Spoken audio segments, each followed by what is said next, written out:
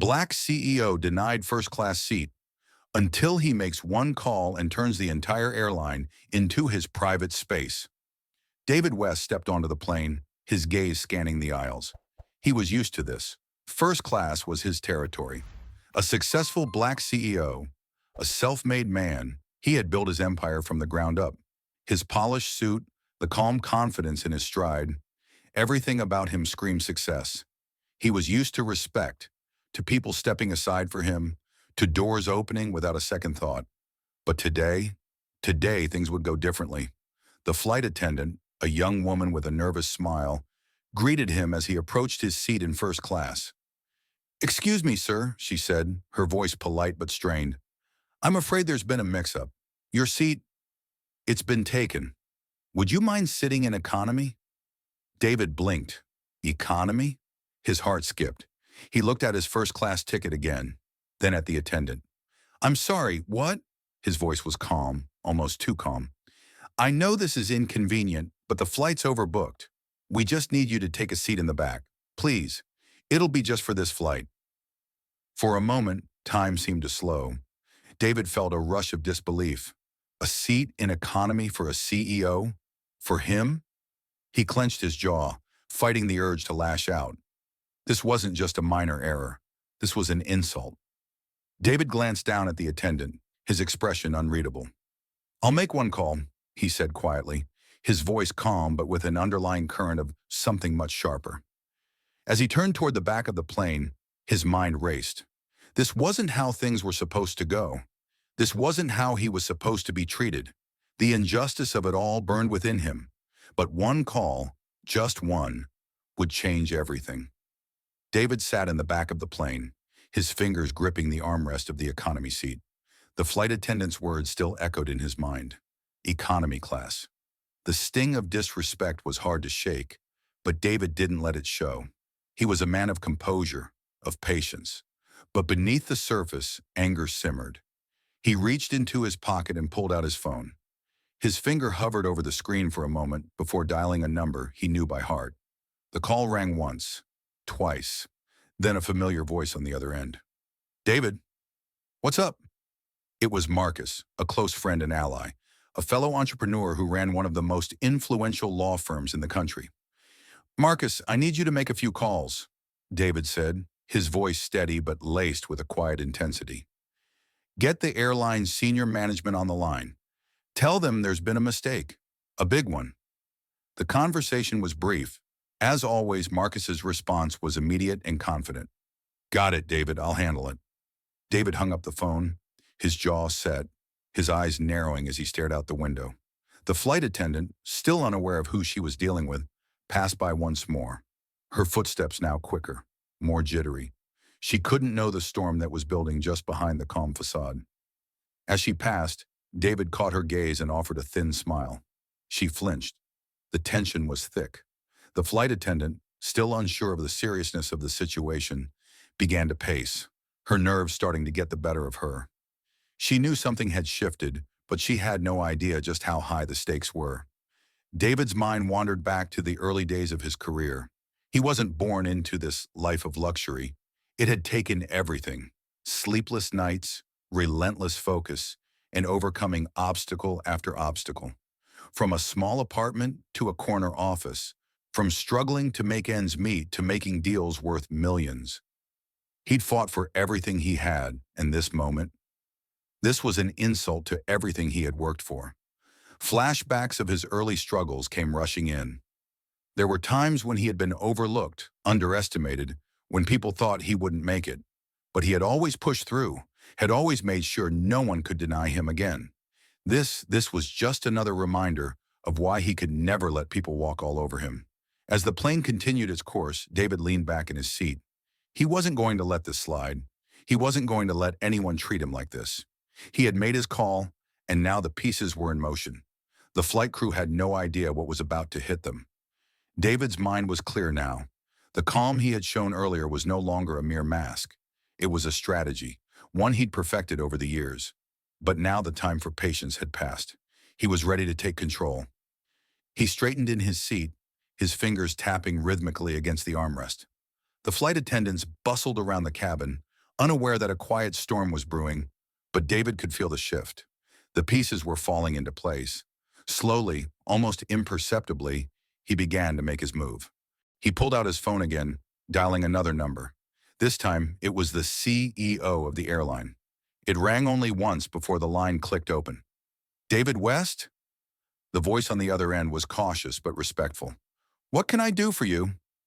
David's voice was smooth, measured, but there was an unmistakable power behind every word. "I believe you're aware of the situation with your staff on this flight. I'd like it addressed, immediately." The man on the other end stammered, caught off guard. "Of course, Mr. West. I'm terribly sorry." No," David interrupted, his tone firm. "I don't want your apology. I want action. This needs to be fixed, or you'll have a bigger problem on your hands." David hung up before the man could respond. He didn't need pleasantries. He needed results. As the plane hummed along, David made another call, this one to his legal team. He was using his influence like a finely tuned weapon. He spoke briefly, but with the precision of a man who knew exactly what to ask for and when to make the demand. Meanwhile, in the cabin, a shift began to occur. The flight attendants started treating David differently. At first, it was subtle, an overly polite greeting, an attempt to make up for their earlier mistake. But as David's calls continued, the nervousness among the staff grew. They hadn't realized who they were dealing with at first. But now whispers started circulating. The pilot had been notified. The senior management had been put on alert. And it wasn't just about the seating arrangement anymore. It was about a powerful man, a man whose influence spread far beyond the walls of this plane, who was now very much in control of the situation. David could feel the unease in the air, even if no one said a word. It was in the way the attendants walked a little faster, in how they avoided his gaze, in how they seemed to be looking over their shoulders more often. The calm had settled into a charged silence. The crew was beginning to realize that David West wasn't just any passenger. He was a force to be reckoned with. David smiled quietly to himself. The tension was rising. They had no idea what was coming next. The tension on the plane was now palpable. As David sat back in his seat, his eyes half closed as if resting, the wheels of his plan were turning. Below the surface, the situation was escalating. The flight attendants were still moving through the aisles, but their steps were less sure, their conversations quieter. The atmosphere had shifted from ordinary flight routine to something heavier, more charged. Minutes passed before the airline's response came through. David's phone buzzed again. He glanced at it. It was the CEO. He answered without hesitation. "David West," he said calmly.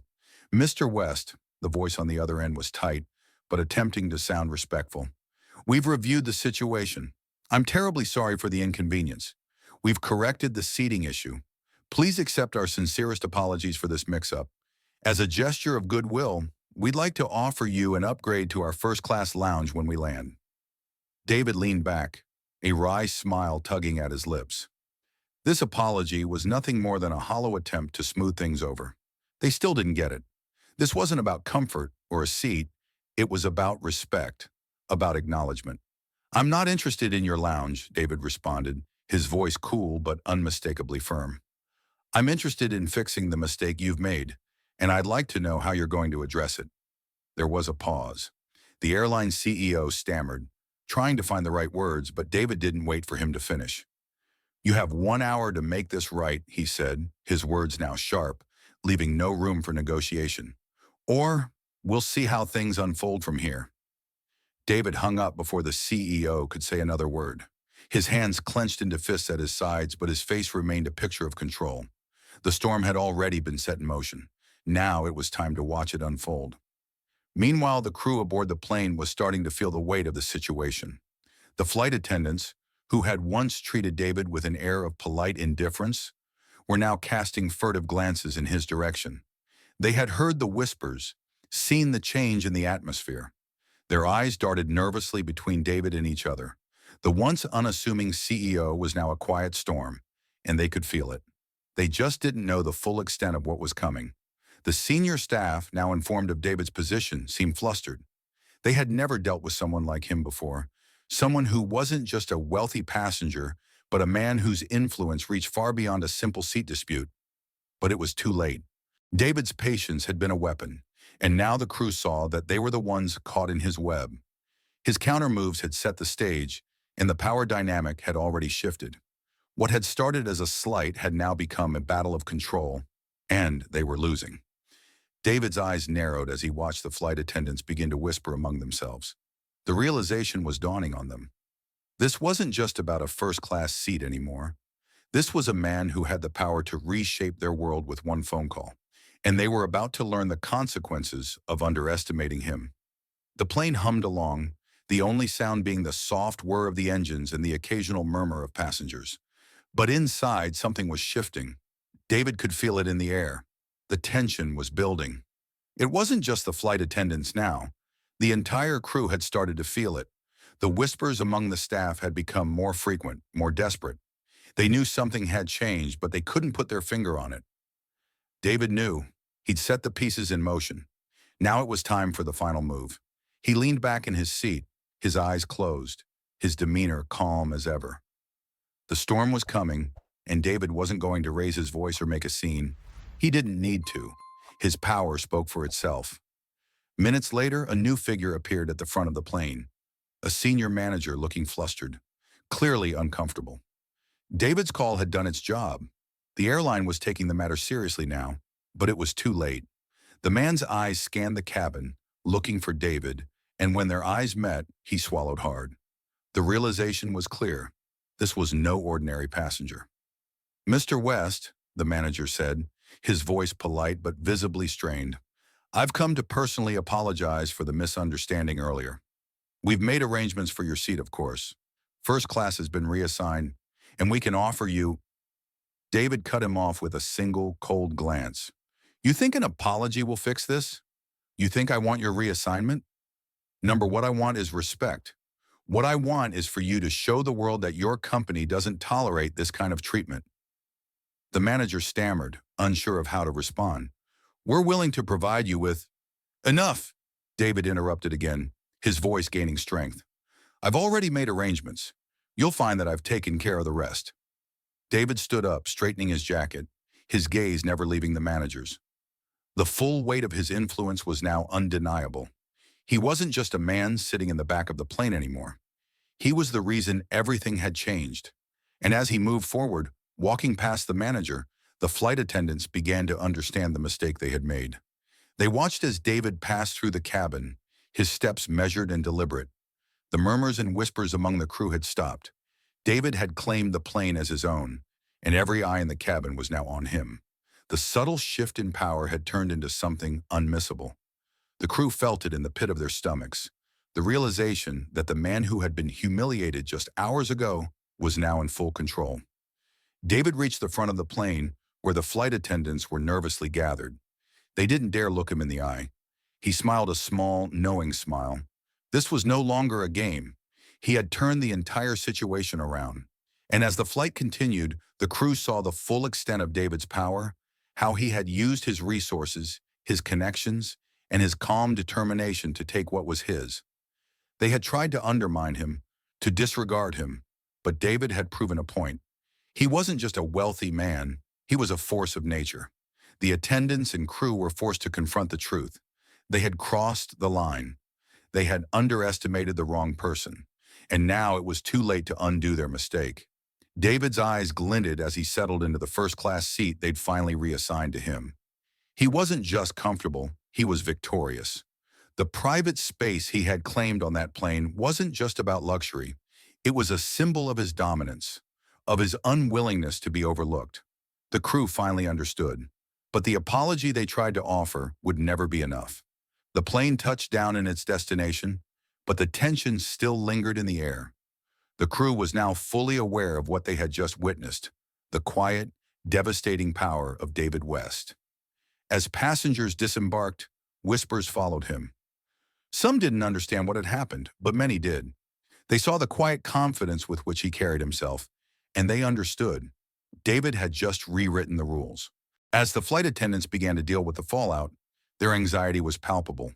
Their apologies had been clumsy, forced, and too late. They could feel the weight of their actions.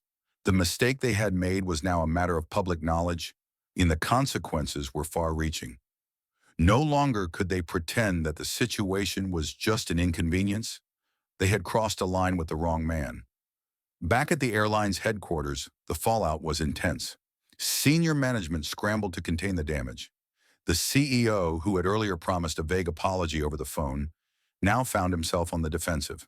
His team was working overtime to draft a public statement that would restore the company's reputation. They were doing everything they could to distance themselves from the incident, but it was clear that the damage had already been done. Hours after landing, David received the official statement. The airline had issued a public apology, attempting to placate both him and the public. It was a carefully worded message, filled with regret and promises to review their seating policies. But David didn't even read it. He knew it was meaningless. They were simply trying to put out the fire. David had already moved on. He didn't need their apology. He didn't need their offers or their empty gestures. He had gotten what he wanted, and more importantly, he had made a statement. His control of the situation wasn't just about the seat on the plane. It was about something deeper, something much more significant. As he sat in his office later that day, looking out over the city skyline, David reflected on the events of the past 24 hours. He had faced an injustice. He had been humiliated, even if only for a moment. But in that moment, he had found his strength. Standing up for yourself doesn't just win a battle, it changes the game. David realized that by refusing to accept disrespect, he hadn't just turned a simple situation into a victory. He had made a point that extended far beyond the confines of that flight. He had shown that power was never about loud words or threats. It was about control, about being unwavering in your resolve, and about knowing when to let your actions speak louder than anything else. The plane incident, trivial as it may have seemed to others, had become a reflection of the kind of man David had always been. A man who would not let anyone define his worth, not even a mistake made by an airline. He had turned the tables without raising his voice, without losing his composure. He was a man who knew his value and demanded that the world recognize it. David leaned back in his chair, a slight smile crossing his face. He had not only won this battle, he had set a new precedent, a precedent that would follow him wherever he went. As the days passed, David reflected on everything that had happened. The plane, the confrontation, the way he had reclaimed control. But as he sat in his office, looking out at the city lights below, it wasn't just the victory that weighed on him. It was the lesson that had been tucked away in the experience, one that often goes unnoticed by those who seek to win at all costs. David knew that his journey wasn't just about getting what he deserved. It wasn't just about proving people wrong or asserting dominance. It was about using power wisely. He had the resources, the influence, and the means to take control in any situation, but he understood that true power wasn't about showing force. It was about making strategic moves and standing firm without overreacting. In that moment on the plane, when he was denied a simple seat, David had been faced with an opportunity to reflect on something much deeper. Adversity reveals who you really are. How you handle setbacks, how you respond to disrespect, shows your true character. David didn't lose his temper. He didn't make a scene. He remained calm, calculated, and composed. And in doing so, he didn't just win the battle for that seat. He set an example for everyone watching, including the airline and its staff. He realized that it wasn't just about winning. It was about staying true to yourself and ensuring that others understood the consequences of underestimating you. David had turned what could have been an embarrassing situation into a moment of power and growth, both for himself and for those around him. His ability to stay calm under pressure and handle adversity with grace was a reflection of the man he had become. As he leaned back in his chair, his thoughts turned to those who might face similar challenges. Not everyone had the resources or the influence to make the kind of moves David had, but everyone had the ability to stand their ground. When you face injustice, the true measure of your strength lies in your response.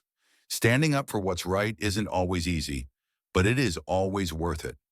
David's experience wasn't just a reminder of his own strength. It was a call to anyone who faced adversity to stand tall, to not